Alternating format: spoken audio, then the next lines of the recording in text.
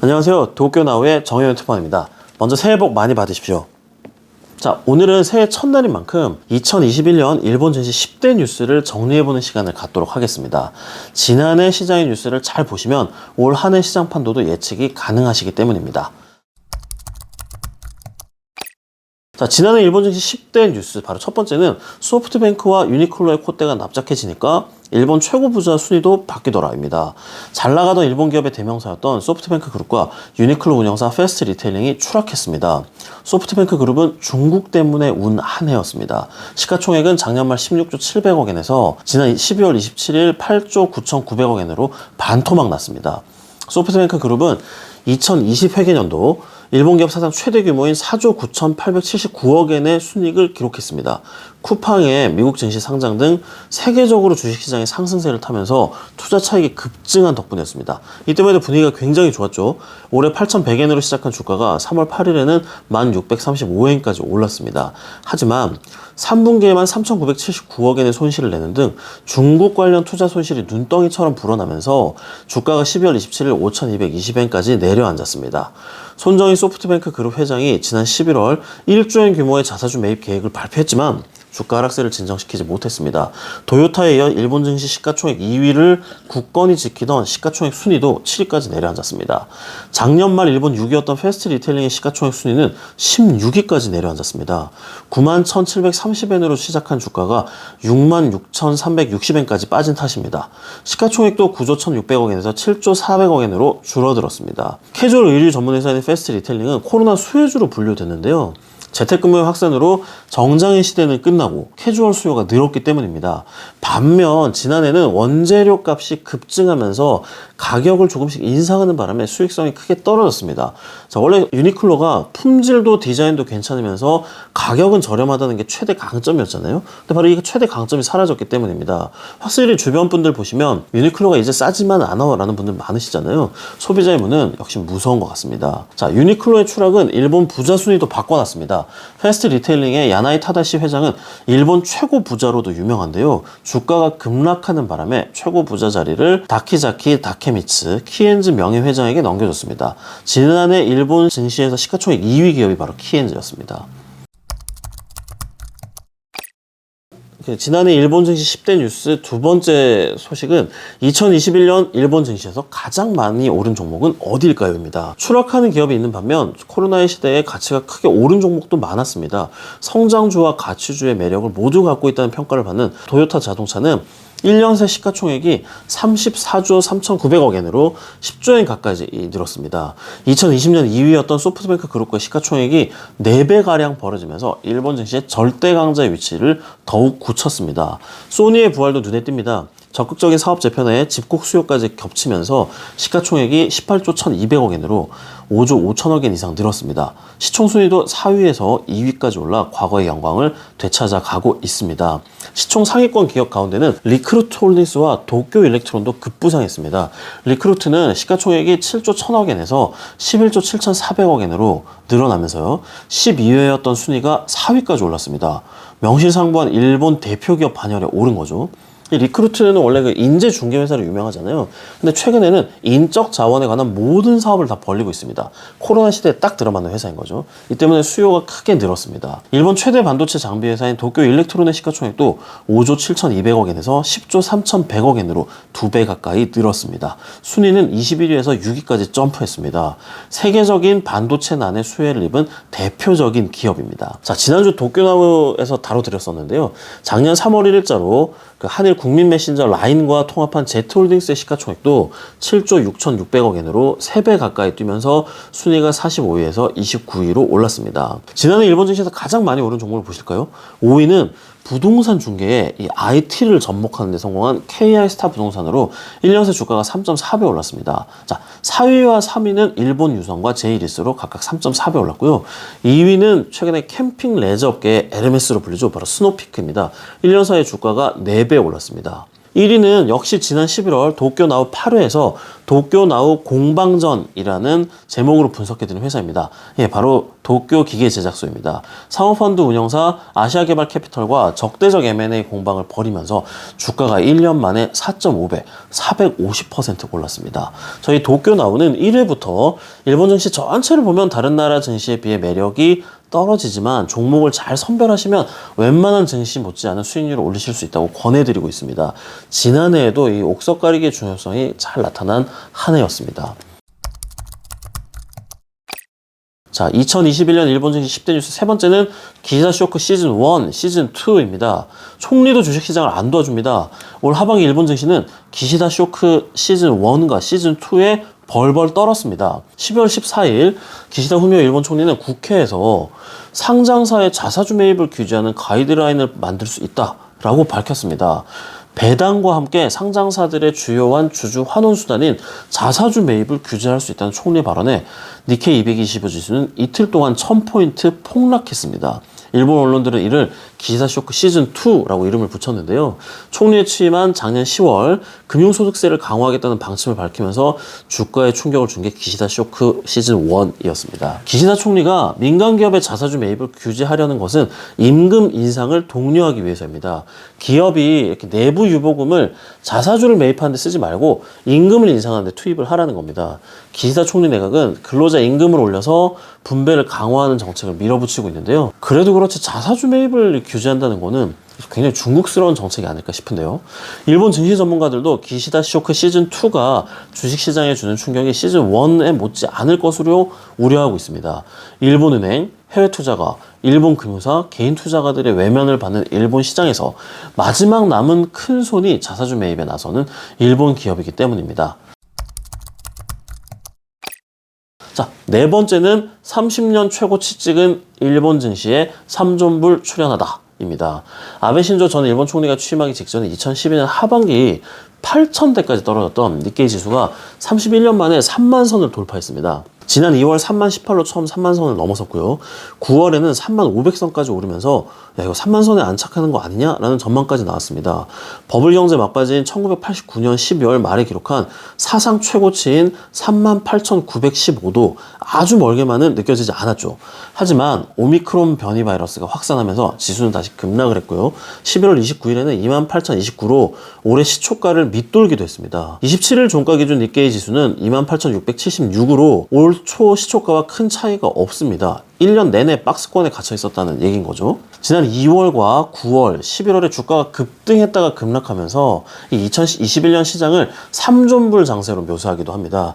이 세 차례 급등한 차트 움직임이 절의 삼존불을 닮았다는 겁니다. 2021년 니케이 지수가 아무리 급락할 때도요, 27,000선 지지선은 굳건히 지켜졌습니다. 이 때문에 올해 삼존불 지지선, 27,000선이 무너지면 지난 10년 동안의 장기 오름세가 끝나고 본격적인 하락 장세가 시작될 것이라고 전문가들은 예상하고 있습니다. 증권사들의 예상치도 엇갈립니다. 일본 최대 증권사인 노무라 증권은 2022년 6월 말 니케이 지수가 32,000까지 오른 뒤에 12월 말에는 31,000으로 떨어질 것으로 예상을 했습니다.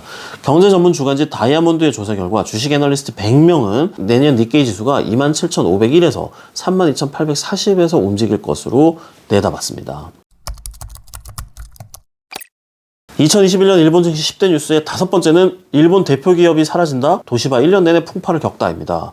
자, 지난 1년 내내 일본 증시에서 이 화제를 몰고 다닌 기업이 일본을 대표하는 전자기업 도시바였습니다. 지난 4월 영국계 사모펀드 운영사 CBC 캐피털이 도시바를 2조 3천억 엔, 우리 돈으로 약 24조 원에 인수하겠다라고 선언을 하면서 시장을 놀래켰는데요. 1875년 창업한 도시바는 1960년 일본 최초의 컬러 TV, 1985년 세계 최초의 노트북 등을 개발한 회사입니다.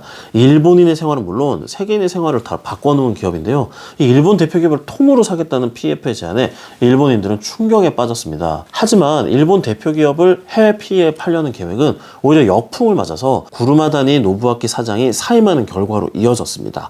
이후에도 M&A설이 끊이지 않으면서 도시바 주가는 고공행진을 이어갔는데요. 지난 11월에는 도시바를 세계 회사로 분할한다는 핵폭탄급 선언이 나왔습니다. 도시바를 인프라 서비스와 디바이스, 나머지 도시바 그룹 등 세계 회사로 나누는 것이 분할안의 핵심입니다. 일본 고도 성장기를 이끈 사업 모델이었던 일본 종합전자회사 시대에 폐막을 선언했다. 라는 것으로 일본에서는 지금 해석을 하고 있습니다. 도시바가 기업 분할을 통해서 이 아주 고질병인 복합기업 디스카운트를 해소해서 경쟁력을 도로 끌어올리면요, 그 칼끝이 한국을 향할 수밖에 없다라는 분석이 나오는데요.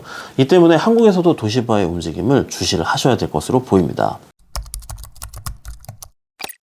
자, 여섯 번째는 연못 속의 고래가 사라졌다. 2% 룰은 어디로? 입니다. 일본의 국민연금이죠. 그 GPIF와 일본은행은 일본 증시의 양대 큰 손입니다.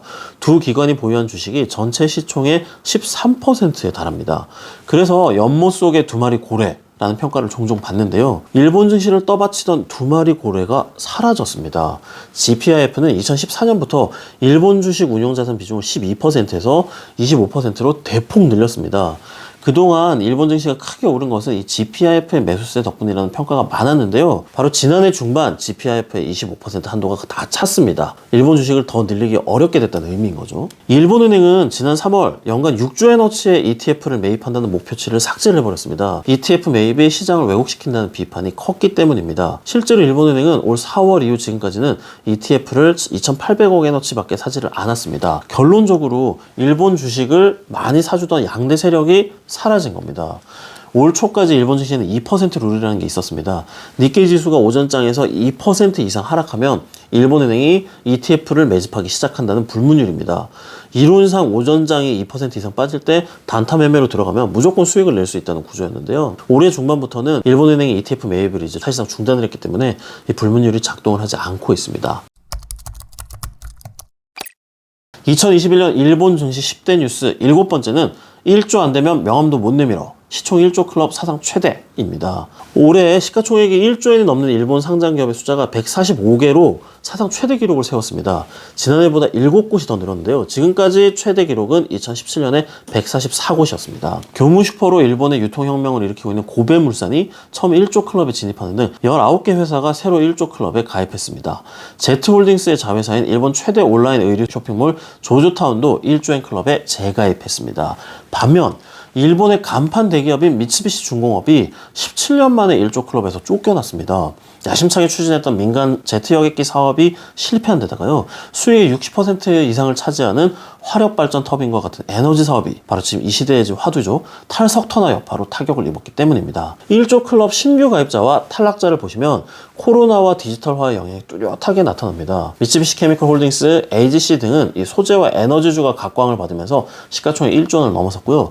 반면에 게이오전철, 오다큐전철 같은 이런 민간 철도 회사들은 코로나 이후에 출퇴근 이용자가 급격히 줄면서 시가총액이 30%에서 40%가량 감소했습니다. 다이세이 건설, 카지마 등 건설 대기업과 미쓰비시 자동차, 샤프 등 대형 제조업체는 지고, 반도체 장비 제조업체인 레이저테크, SI 기업 오빅, 온라인 자재 사무용품 전문회사 모노타로 등 디지털화의 물결에 잘 올라탄 기업들이 1조 클럽에 새로 가입을 했습니다.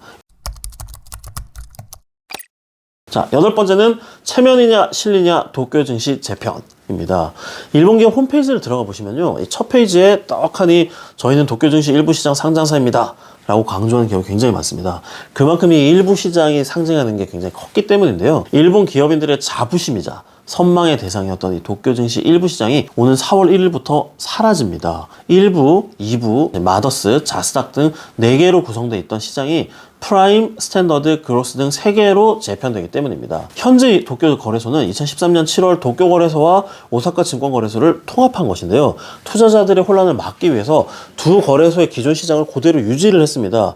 이 때문에 최상위 시장인 일부 시장 상장사는 2184개인데 나머지 하위 시장 3개의 하위 시장 상장사가 1500개밖에 안 되는 이 가분수 같은 시장 구조가 되고 말았습니다. 자, 이 때문에 시장을 이제 4개에서 3개로 이렇게 줄이기로 했는데요. 이제는 일부 시장 상장사입니다 대신에 프라임 시장 상장사입니다가 자랑이 되는 시대가 됐습니다. 근데 이 프라임 시장에 들어가려면 이사회의 3분의 1 이상을 사회이사로 채우고 유통주식 수가 35% 이상이어야 되고요. 유통주식의 시가총액이 100억엔 이상인 등 조건이 굉장히 까다롭습니다. 이 때문에 일부 상장사의 10%에 달하는 255개 회사가 그런 까다로운 조건을 맞추느니 그냥 하위 시장으로 내려갈래 하면서 스탠더드 시장을 선택했습니다.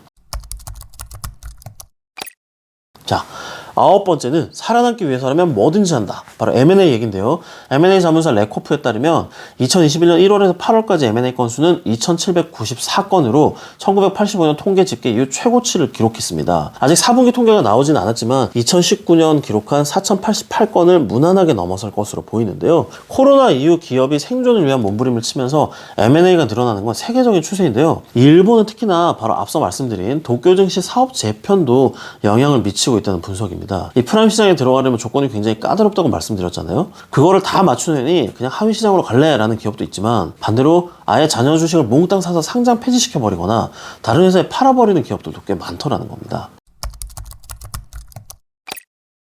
자, 2021년 일본 증시 10대 뉴스의 바로 마지막은 주식 환율과 이별하다 입니다. 자, 지금 일본은 나쁜 엔저로 난리입니다. 지난해 달러 대비 엔화 환율은 연초 103엔대에서 114엔대까지 치솟았습니다. 엔화 가치가 그만큼 떨어졌다는 거죠. 연간 기준으로 엔화 가치가 떨어진 건 2015년 이후 6년 만이라고 하는데요. 이 하락폭이 터키 리라화나 태국 바트화를 제외하고 가장 컸습니다. 미국은 내년에 3차례 금리를 인상할 거라고 예고를 했잖아요. 근데 일본은 거꾸로 구로다 하루이코 일본은행 총재가 최근에 내년에도 양적 완화를 지속할 것이라고 선언을 했습니다. 바로 이 때문에 이 금리차가 벌어지면서 엔화에 그대로 반영이 되는 것이죠. 통화의 구매력을 나타내는 환율을 실질 실효 환율이라고 하는데요. 11월 그 엔화의 실질 실효 환율은 67.79엔으로 50년 만에 최저치를 기록했습니다. 올해 달러엔 환율이 120엔대까지 오를 것이라는 전망도 있습니다. 우리나라와 마찬가지로 이 수출 제조업의 비중이 큰 일본에서 적어도 주식시장은 엔저를 반겼습니다. 엔화 가치가 떨어지면 수출 제조업의 실적이 좋아져서 주가가 올랐으니까요. 그래서 오랫동안 엔저는 주가 상승 이렇게 공식처럼 사용이 됐는데요. 지난해에는 자료 화면에서 보시는 것처럼 환율과 주가가 따로 놀았습니다. 글로벌 금융위기와 동일본 대지진 당시 이 엔화 가치 급등에 고생했던 일본 제조업체들이 지난 10년 사이에 생산 거점을 해외로 많이 옮겼기 때문입니다. 자, 해외 현지 법인에서 그냥 거래가 다 이루어지다 보니까 일본 본사의 수출 규모는 점점 줄어들잖아요. 그러다 보니까 엔저로 인한 혜택이 예전만 못한 겁니다. 반대로 수입 원자재 가격이 오르면 타격을 받는 비제조업체와 IT 기업의 비중이 높아지는 등 일본의 산업 구조가 전반적으로 바뀌었습니다. GDP에서 제조업이 차지하는 비중이 1970년대 35%에서 2010년대에는 20%까지 하락을 했습니다. 수출 기업이 누리는 혜택은 줄어들고 수입 기업의 타격은 커지는 겁니다. 2021년 6월에서 8월까지 외식 등 소비 관련 산업 가운데 실적이 전년보다 줄었거나 적자로 돌아선 상장사가 70%를 넘기 때문입니다. 나쁜 엔저 때문인데요. 바로 이 나쁜 엔저는 최근 일본 경제와 주식시장의 전반에 영향을 미치는 이슈라서요. 도쿄 나우에서 따로 다루도록 하겠습니다. 도쿄 나우.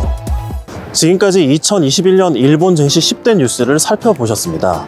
주요 이벤트가 따로따로 벌어지는 것이 아니라 하나 이벤트에서 다음 이벤트로 꼬리에 꼬리를 무는 인과관계가 특징이었는데요. 그만큼 많은 뉴스를 접하시고 그것이 어떤 의미를 가지는지 정확하게 분석하는 것이 중요하다고 하겠습니다. 2022년에도 도쿄 나우가 일본 증시의 맥을 제대로 짚어드리겠습니다. 올 한 해도 많이 지켜봐 주십시오. 지금까지 도쿄 나우의 정영혁 특파원이었습니다. 감사합니다.